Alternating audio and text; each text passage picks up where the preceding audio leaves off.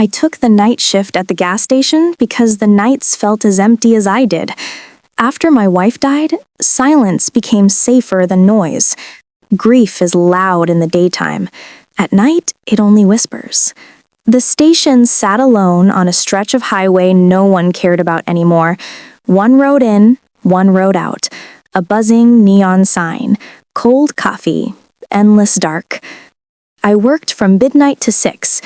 Every night felt longer than the last. I'd sit behind the counter, watching headlights pass like dying stars. Sometimes I talked to her in my head, telling her about nothing, about how quiet it was, about how I was still breathing, even when I didn't want to. That night started like any other, calm, empty, fragile. I didn't know it would be my last normal memory. At 12:17 a.m., my routine began. I checked the pumps, locked the restroom doors, restocked cigarettes. The wind outside pushed against the glass, making the front doors breathe lightly in and out, a soft whoosh over and over. The radio crackled with half-dead music. Outside, the sky was low and heavy with clouds, no stars anywhere. That stretch of highway always felt forgotten, like the world just skipped over it. At 12:41, a single car passed without stopping, red taillights fading into black. Something about it lingered in my chest, a nervous flutter I couldn't explain. I told myself I just needed sleep. Grief makes you paranoid. Then the automatic door opened. I looked up, expecting a customer. No one was there. The door slid open by itself and stayed that way, cold air spilling inside. I waited, listened. The sensors had to be triggered by something, but the entrance was empty. I stepped closer. The floor mats were clean, no footprints. The door closed slowly. The bell rang on its own. 10 minutes passed. I tried to laugh it off. Old sensors, old building, that's what I told myself. At 1:06 a.m., it happened again. The door opened. This time I saw movement in the glass reflection, a shape standing just out of sight. I walked toward the door, heart beating faster. "Hello?" I said. No answer. When I reached the entrance, the door closed inches from my face. From the outside, something tapped gently on the glass. Once, twice, 3 times.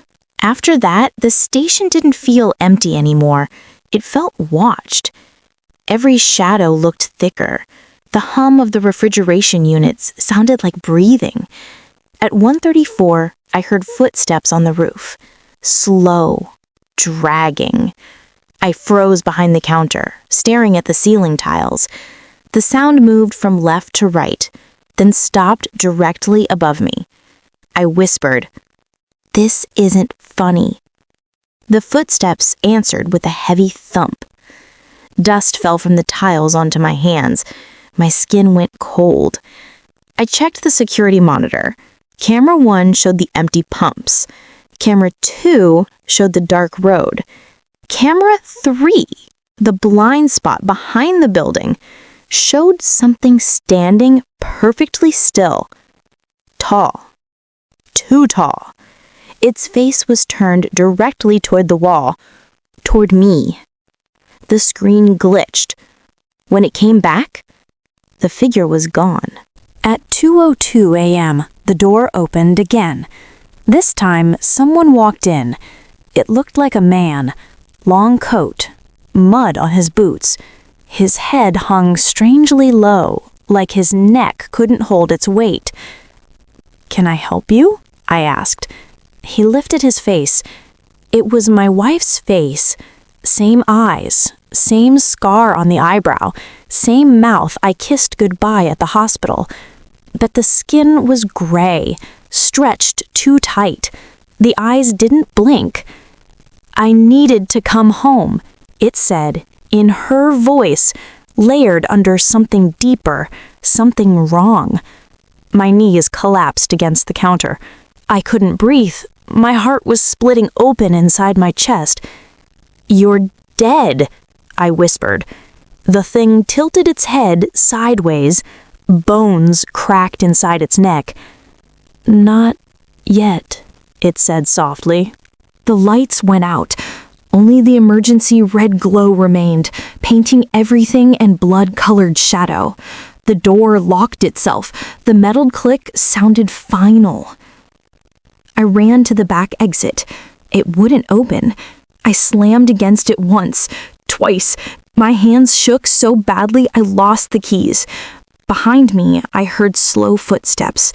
Wet, heavy, the sound of something being dragged across tile. "Don't run," her voice whispered from the dark. "You always ran." I spun around. She stood a few feet away now, too close. Her mouth opened wider than any human jaw should. I backed toward the shelves, knocking over displays. Cans rolled across the floor like fleeing insects. The smell of gasoline thickened the air. She stepped forward, each movement wrong, jerky, as if pulled by invisible strings. I realized then the station was no longer a place of work. It was a cage. My thoughts shattered into noise. Was she real? Was I dead? Was grief finally swallowing me whole? My head pounded, my vision tunneled. "Stay with me," she said. Her voice changed with every word. Wife, stranger, monster? I covered my ears, screaming for it to stop. The sound bounced off the walls and came back at me twisted. The security screens all turned on at once. Every monitor showed me from different angles.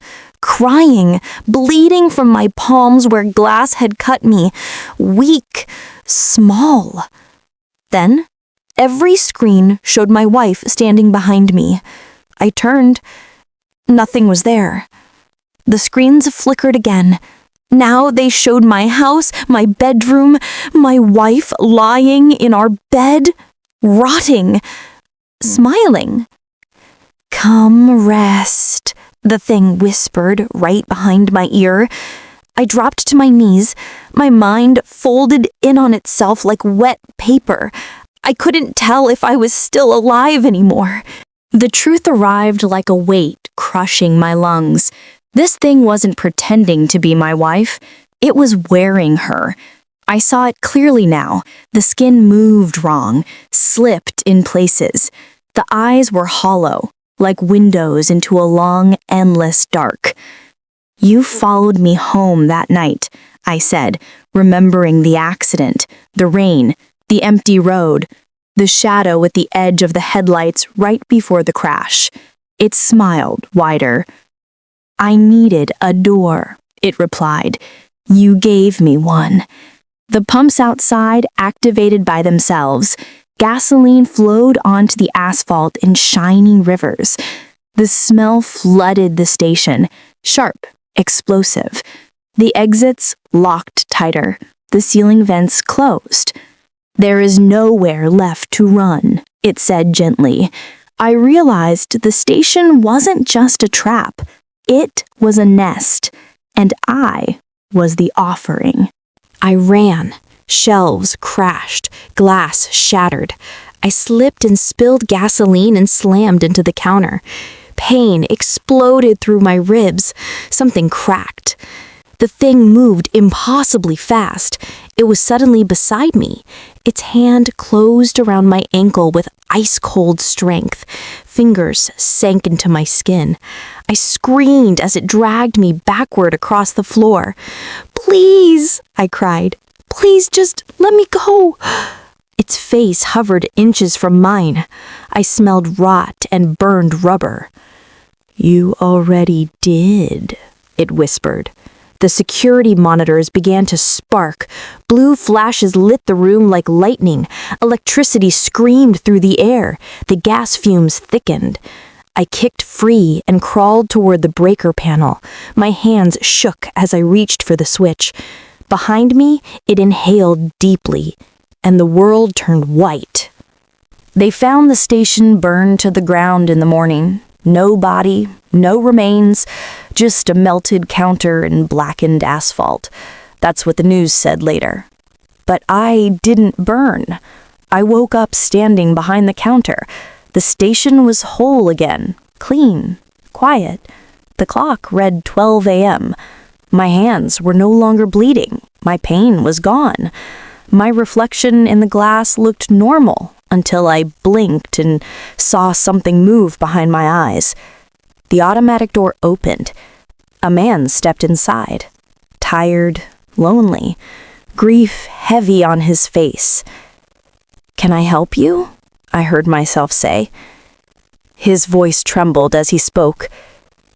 "Yeah, I just needed gas."